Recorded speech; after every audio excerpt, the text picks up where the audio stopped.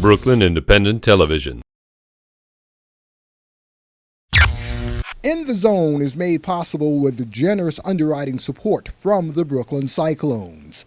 Tickets are on sale now. For information, 718-449-8497 or on the web at www.brooklyncyclones.com.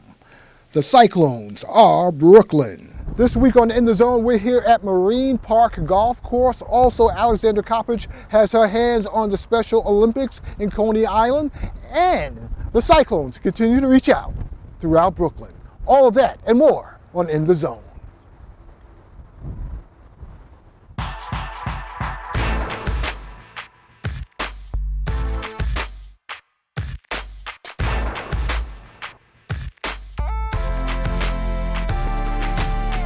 In case you're just joining me, we're out here at Marine Park Golf Course, right close to the Beltway. If you got off the Beltway on Flatbush, you would notice it right away. And it's right across the street also from Floyd Bennett Field, the Aviator Sportsplex. And joining me is also golf instructor Hunter Watkins. Hunter, welcome.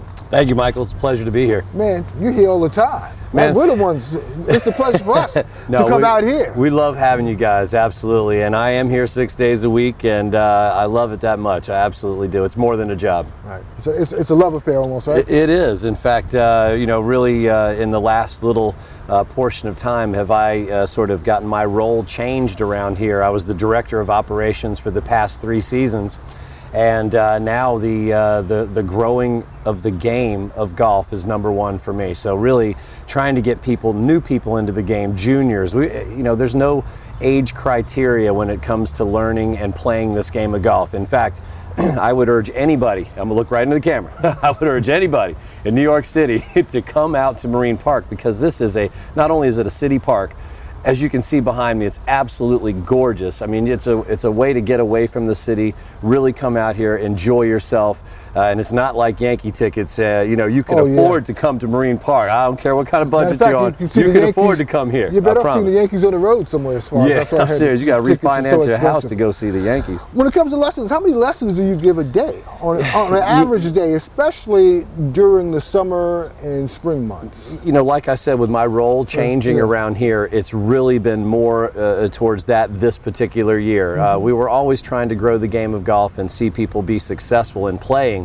But this year brings the absolute commitment to getting, people to understand the game of golf, because you don't come out of the womb understanding the golf swing. It is a very atypical type of learned process. It is really not as physical as you would think it looks like. When you watch a golf swing, you think, oh, I can do that. But the guys that are actually doing it are steeped in understanding that it's a kinetic motion. It is not a physical strength sort of technique. It really is. But as I was trying to explain to a gentleman last night, you just got to understand a few certain things about it, and then it helps out the whole process. So, we're not trying to break people down over here at Marine Park and say, you got to do it like Jack or Tiger or something like that. Particular pair of shoes. No, absolutely. We're not doing it that way. We're sort of trimming out liabilities and pumping up assets. Now, over the course of the years, this course, Marine Park, has gone through several transformations. Right? I think you're being very kind. I think you know a little of the history here, and it has been tumultuous to say the best. Even the actual original designer of this golf course, who is a very famous golf course architect. In fact, in New York City, nobody has a golf course that is designed by such a famed, renowned architect. The architect's name is Robert Trent Jones Sr., and this gentleman has designed some of the most incredible golf courses in this country. But even in the start, which was pre-opening, the golf course opened in 1964, they were having a lot of issues with the city, in that Mr. Trent Jones Sr. needed more money for certain things that were going on in the golf course. Now, was this always a public golf course? No, actually, and I made a classic faux pas the other day and mentioned that it was a dump before it was a golf course. And the technical term, Mike, as we all know, is landfill. Right. And as everyone's it absolutely was a dump, and it's not today. But we are built on the site of a landfill, and it has changed. Not only in ownerships and the people that are operating it, but the current ownership right now, the Michael Giordano and the Giordano family have absolutely done more for this place and New York City than anybody else at a time where people are taking money from golf courses, cutting back on budgets, cutting different jobs and roles and amenities that a golf course would have. Especially when it comes to the city. Oh, yeah, are you kidding? Activities, no doubt. The mayor is just going through the budget with that action. Yeah, without a doubt. And that same sort of premise is why what Micheal Giordano is doing for Marine Park is so special, because golfers really want to see conditions like you see behind me, and that costs a lot of money. All right, Hunter, we're going to go from the golf course to the baseball field, where for the Brooklyn Cyclones, when they're not fielding ground balls, during their time off, they're outreaching and extending their arms to the community throughout Brooklyn.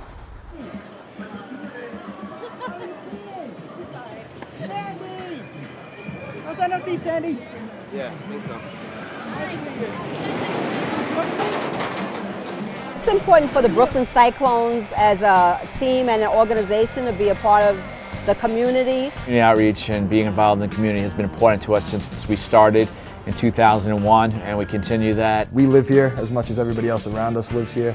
So we want this place to look nice just like everybody else does. We want to help everybody else the same way that they help us by coming out to the games. So we want to give back to the people of Brooklyn and the baseball community. To let the residents in Coney Island know that we are team players and we're interested in having them participate. And we do that in different ways every single year.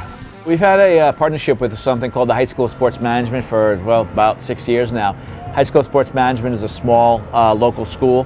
Started here in Coney Island. We are their lead partner, and they're trying to groom inner city Brooklyn youth to become the next generation of sports management leaders. It's an amazing program what they do over there, and what's real exciting is every year and this year it's on June 9th, they come to the ballpark, they play a celebrity local high school softball game. They do that as a fundraiser and give out scholarships to their students, but what's the best part about it is the kids run the event, so they get a first-hand experience of running an actual semi-baseball game. It's a softball game, but it's the same concept.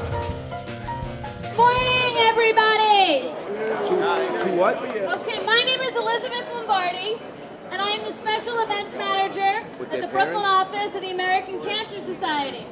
I want to welcome all of you here today at MCU Park for the 8th annual Take Your Base Run Walk Against Cancer. Take Your Base has been an initiative with the American Cancer Society to raise money for them.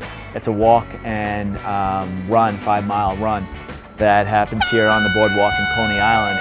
We had our first walk on the Little League field, which no longer exists, in the back of the stadium with Anna Isaacson, Robert Field, and myself. We got together and we came up with the concept of Take Your Base, which is what they actually do, and also to keep it in the field or the ballpark of baseball. So it had a catchy name, and we stuck with Take Your Base. Yeah. Thank you. Looking for cancer! We were trying to decide if we wanted to single out a specific cancer, whether it should be breast cancer or something, but we kept it general so that we didn't exclude anyone. So everyone pretty much comes out to make their contribution towards the cure and prevention of cancer. The actual race itself, which is a 5-mile that's run on the boardwalk, they take it all the way down to one end by Ocean Avenue, and then they come back our way and actually finish off in the stadium at home plate, which is a nice little thing for everybody. They usually like the scenic background of the beach while they're running, and then it's always nice to be able to finish right on home plate. Everybody always wants to, give that last stamp on home plate and you score the winning run or whatever it is that you're running through in your head as you're doing it. It's a good time for the people, and it's a nice thing to be able to raise money for a great cause. This event, how it helps the American Cancer Society, all the funds raised today will go back to the Brooklyn community. A lot of people don't know that the American Cancer Society has an office in Brooklyn, so it's our opportunity to partner with an organization like the Brooklyn Cyclones that's really well known, so we can get our message out. We're in the community educating people on early detection. We're educating people to go get their yearly exams, from mammograms to colonoscopies. And if you don't have insurance, to call our office. Our office, we're here to serve you, and we'll help you get those tests that you need. I'm really pleased and I really appreciate being a part of such a great cause. I mean, cancer we've come so far in the last decade, even last 10 years, to where we're having now success rates against cancer, and hopefully get to the point where we don't, we can just stop it before it happens and find, cures and prevention for it. We really hope to end this disease soon, and this is a great event to do that, to help with that.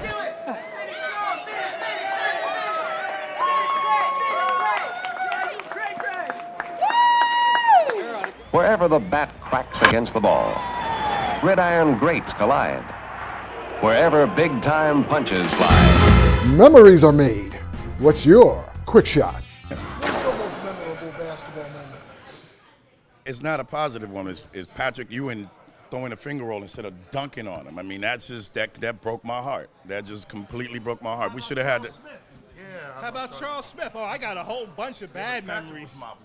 Patrick was my boy. Seeing him miss that dunk just killed me, dude. That just completely killed me. I've been watching Patrick Ewing play basketball since he was a freshman in college at Georgetown, and I was in D.C. at that time.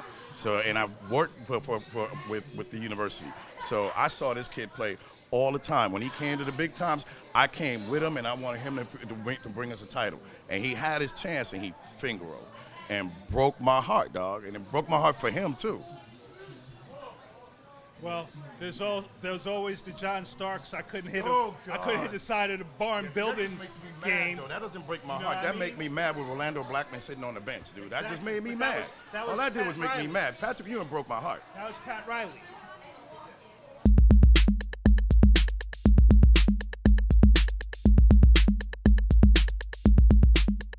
Thanks for coming back. This is our second segment. We're out here at Marine Park Golf Course here off of Flatbush Avenue, not too far from the Beltway here in Brooklyn. And joining me is golf instructor, director of operations here.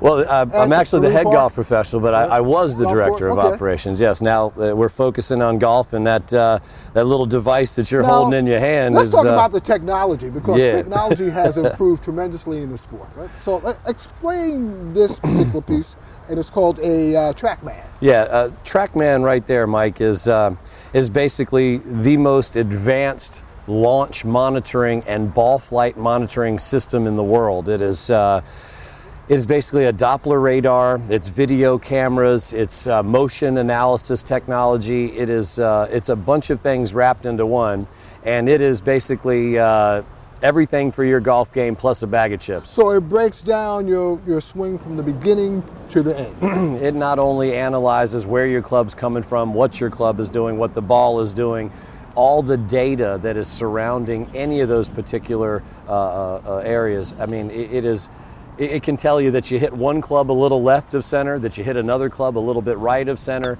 It tells you not only how far each particular club goes in the air and on the ground.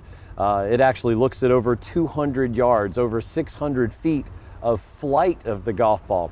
So it's actually picking up data off of the golf ball from 600 feet away. Now, is this during the course of a game you can measure this, or are you taking this person aside and saying, hey, let me see this, we'll hook you up to this particular instrument? That's a good question. This technically is not on the golf course during tournament play. This is really used for figuring out certain stuff, for teaching, for club fitting, there's these new things called combine testing and gapping, to where you can actually see the intervals that are between your clubs. If you have a 9-iron versus an 8-iron, you want to know how far these particular clubs go, and that's where TrackMan is absolutely, the best in the business.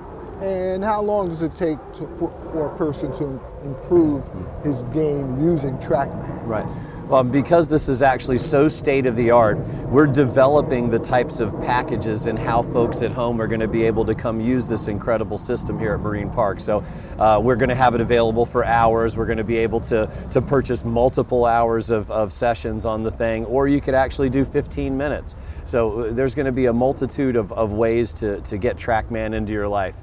Now, also, overall, the participants in this game have improved as far as their workouts. They're more of an athlete than they were years ago. Not to take anything away from Jack Nicklaus and the previous guys that played, but Tiger Woods brought that into being, right? As far as the You know, endurance, that the is, weightlifting. you know, Mike, normally you're right on about everything, and, and I love you for that, but not in this case. Not in this case. No, No? Tiger Woods absolutely was not at the forefront of bringing fitness to golf. The gentleman that did that was named Gary Player. Okay. Gary Player is a gentleman from South Africa and believed in physical fitness 50 years ago, you know, so really Tiger has taken it to an all new level as far as cardio workouts, physical conditioning, core strengthening. You think back then when Player was playing that people weren't open to it? No, in fact, it was shunned. It was absolutely thought of, and it was a misconception that by building body mass and by building core strength and by exercising, it would deteriorate the flash sort of speed muscles that you need in golf. But that is absolutely not the case. Absolutely not the case. So it was a rumor back in the day. They're like, oh, you can't work out if you're a golfer because you're going to hurt your golf game. No way at all. I mean, it's the same thing about basketball. You can't lift weights because it'll affect your jump shot. Yeah, absolutely. You'll hit bricks. And, yeah. You know, no matter what, some players just ain't got a shot. They're going to hit bricks. Right? No doubt. If you ain't got it, working out ain't going to help. So, you know, in terms of where do you see this course going? You know, that's a great question, Mike. You know, this golf course is headed in a place that I would be lying to you if I told you that there was a cap on what this golf course could actually do.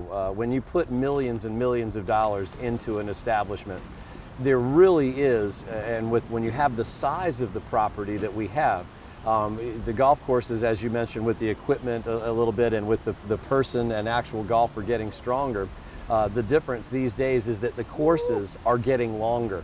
So as where, you know, in the 1960s versus the 1980s, the courses got a little bit longer. Now that the equipment is so good, the balls are so good, the athlete themselves are so good, the golf courses are going 74, 75, 7,700 yards.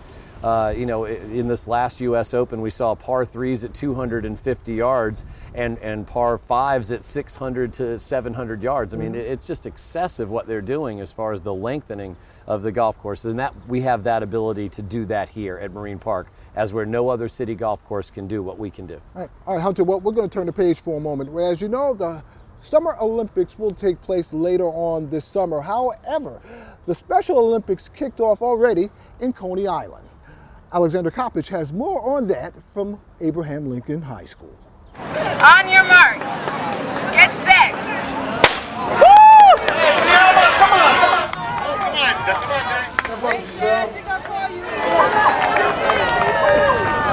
While they won't light the torch in London until August, the Olympic spirit is already in the air. Here for the Special Olympics Lincoln High School Spring Games.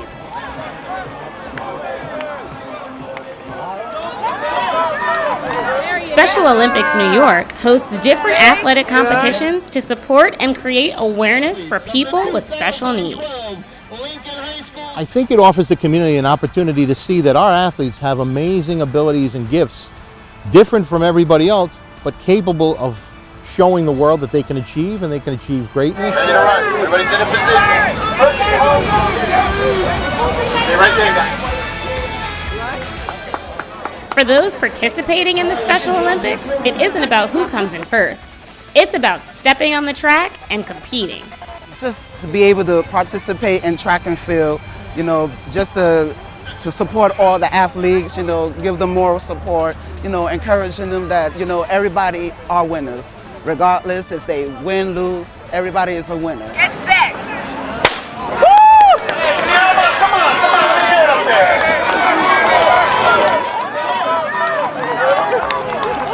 Assemblyman Felix Ortiz, who serves the 51st District, is an advocate for individuals with special needs. He attended the event to not only support the competitors, but also Special Olympics New York.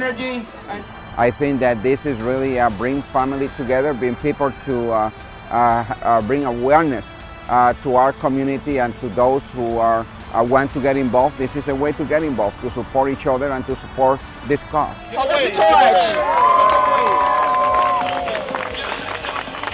Good job, guys. I cannot win. But if I cannot win.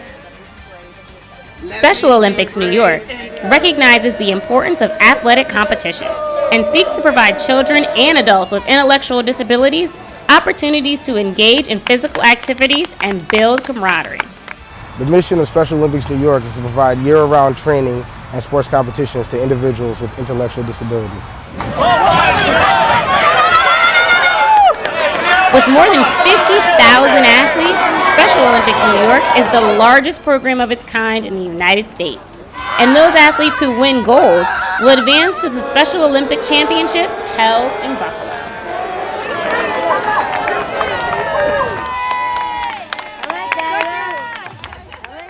Wherever the bat cracks against the ball, gridiron greats collide. Wherever big-time punches fly, Memories are made. What's your quick shot? John Starks dunking on Michael Jordan and Scottie Pippen. It's a memory moment.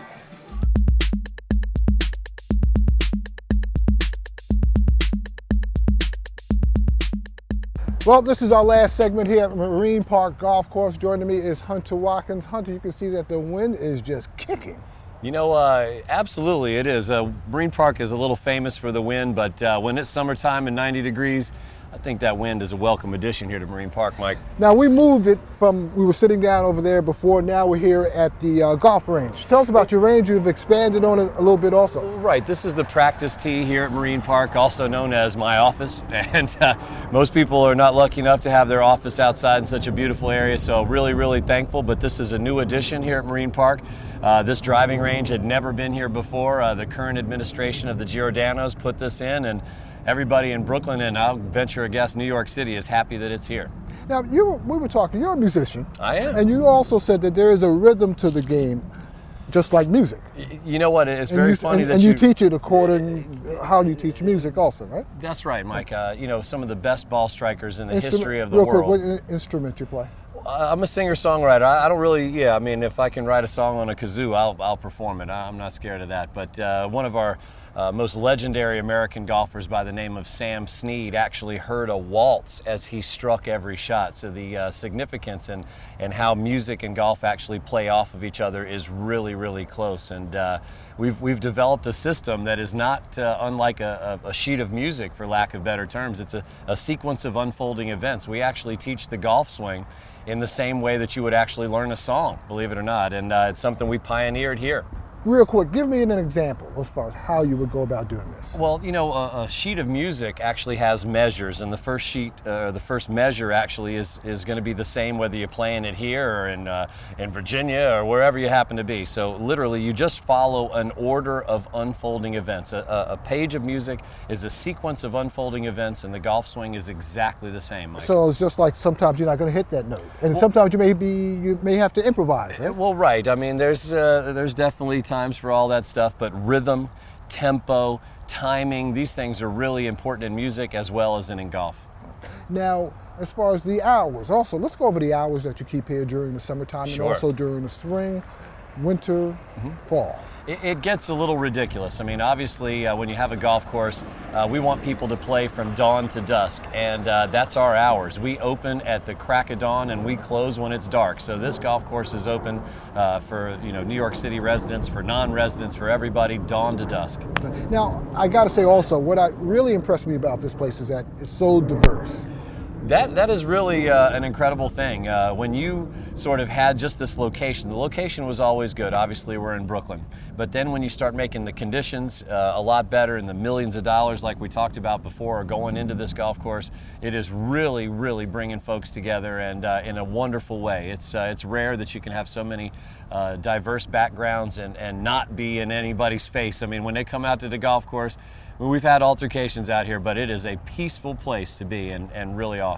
And you have different clubs out here also. Oh, sure, absolutely. I mean, there's ladies' clubs, there's men's clubs, there's everything that you could possibly imagine. Right. Where do you see this place going also? You know, as far as the instructional side of things, that's really my forte and what I have been able to bring to Marine Park. It's really going sky high. We are, obviously the system that teaches golf like music is really taking off, and all of our students are performing really well. And we want this to be a really, really well-known spot for instruction as well as service and conditions. This is all about what we can do for this golf club, and We're doing a lot. And it's public. It is. Thanks a lot, Hunter. You got it, Michael. And we'll be back. You saw I was hitting there on the putting green. No Did pretty doubt. well. Well, that's a wrap up for us here on In the Zone. I'm Micheal Bellamy. Take care, folks. And also check out Marine Park Golf Course when you get Please a do. chance. Bye-bye.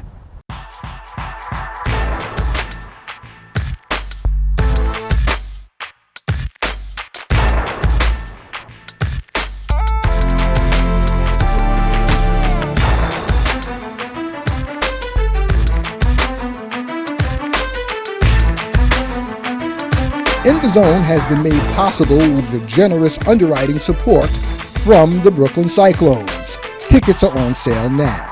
For information, 718-449-8497 or on the web at www.brooklyncyclones.com. The Cyclones are Brooklyn.